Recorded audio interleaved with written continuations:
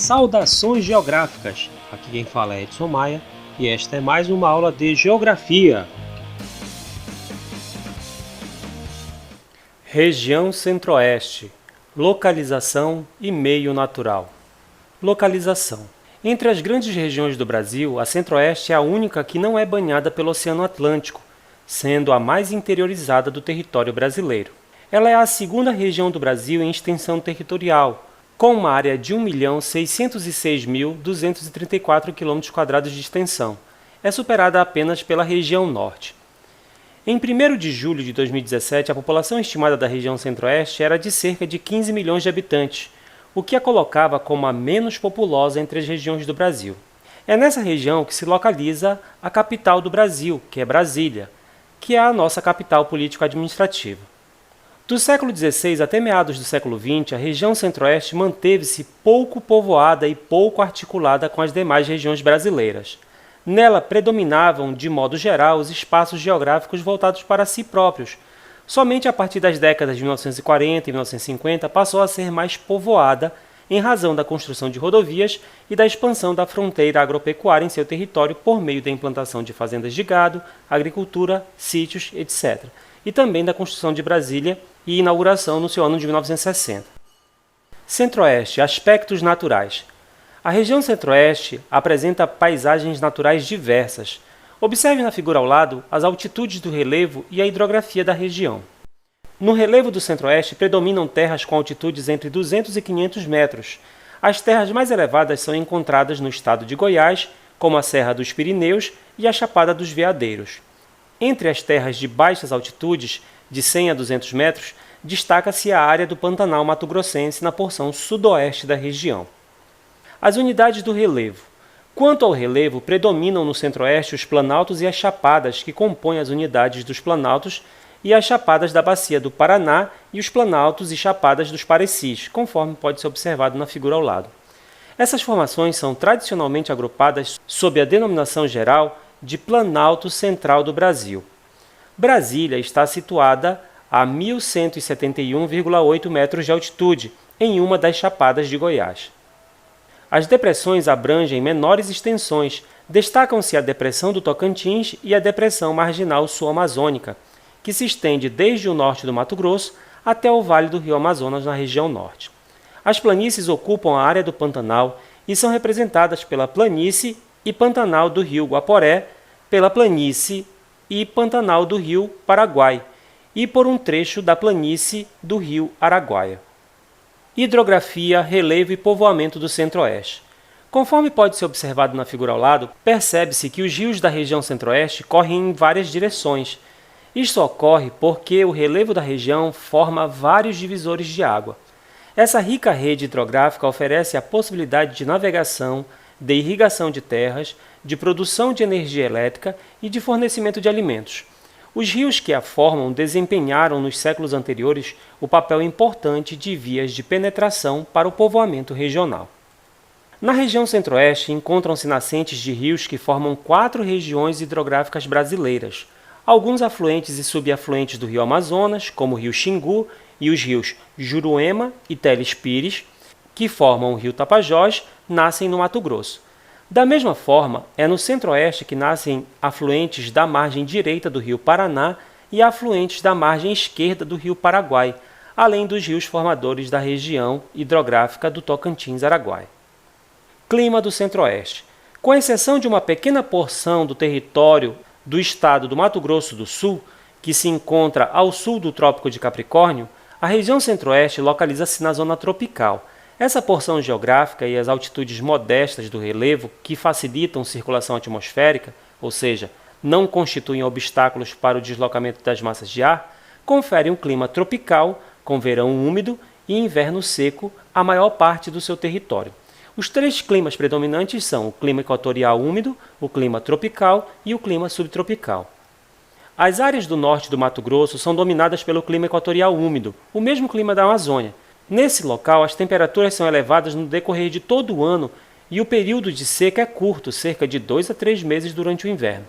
É uma sub-região sob influência da massa equatorial continental, que é uma massa de ar quente e úmida que se forma na Amazônia Ocidental. Durante o inverno no hemisfério sul, a área do centro-oeste de clima tropical permanece sob a influência da massa polar atlântica. Entretanto, essa massa de ar se apresenta bastante alterada quanto às suas características iniciais. Nessa região, como também em partes da região sudeste, a massa polar torna-se responsável pelas baixas umidades relativas do ar nos meses de inverno, pois quando aí chega, já é uma massa de ar seca. No centro-oeste, é comum que a umidade relativa do ar atinja pontos críticos abaixo de 30% nos meses de inverno. Nessas condições, os problemas respiratórios da população se agravam, principalmente em idosos e crianças. Tal situação leva escolas a suspender aulas e as pessoas são orientadas a moderar as atividades físicas e beber muita água para hidratar o organismo. Observe o climograma de Brasília na figura ao lado, veja como são bem definidos o período chuvoso e o de seca. Quanto às médias térmicas mensais, as diferenças entre o inverno e o verão não são pronunciadas. Observem principalmente aqui que nos meses de junho, julho e agosto nós temos uma quantidade bem baixa de precipitação, sendo que nos meses de maio e de setembro esses valores também são baixos. Centro-Oeste, vegetação nativa. Originalmente, a porção norte da região Centro-Oeste era recoberta pela floresta amazônica, pela Mata Atlântica tropical, acompanhando vários vales fluviais da região, pelo Cerrado, cobrindo grandes trechos do Mato Grosso do Sul, Goiás e Mato Grosso, e pela vegetação do Pantanal, denominada Complexo do Pantanal. Observe a vegetação nativa e a área devastada da região, conforme podemos observar no mapa da figura ao lado. Quando estudamos os domínios morfoclimáticos, vimos algumas características da floresta amazônica, da vegetação do Pantanal e do Cerrado e os impactos ambientais sobre esses domínios. A expansão da fronteira agropecuária na região modificou a paisagem do Centro-Oeste nos últimos 50 anos. Atualmente, grandes fazendas de gado substituíram amplamente a vegetação nativa. Pantanal. O Pantanal, localizado na bacia do Alto Paraguai, é a maior planície alagável das Américas.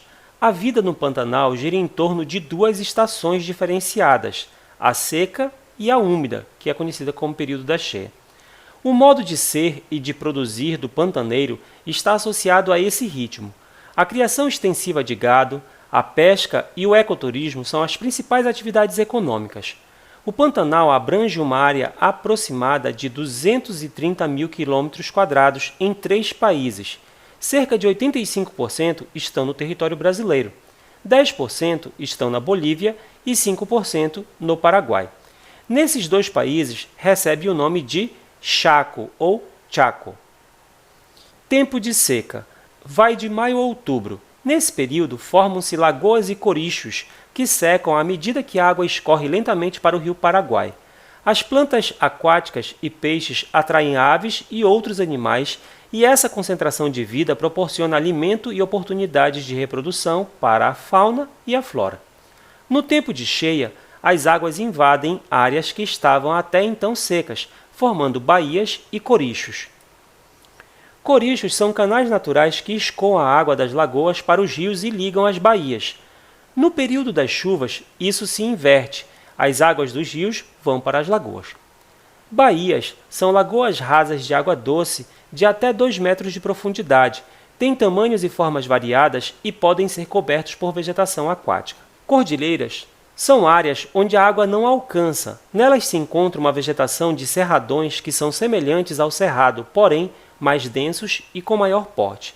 Esses 3 termos são conhecidos como termos do Pantanal: corichos do Pantanal, baías do Pantanal e cordilheiras do Pantanal.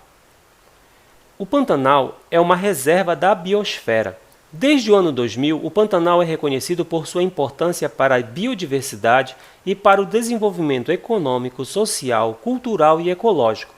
A vegetação no Pantanal é um grande complexo de ecossistemas. É possível encontrar espécies de animais e vegetais da floresta amazônica, do Cerrado, da Mata Atlântica e do Chaco. Os ciclos de inundações também regulam o ritmo do trabalho dos pantaneiros, que precisam reunir e levar o gado para regiões mais altas no tempo da cheia, como os campos próximos às cordilheiras. Chegamos ao fim de mais uma aula de Geografia. Saudações geográficas e até a próxima!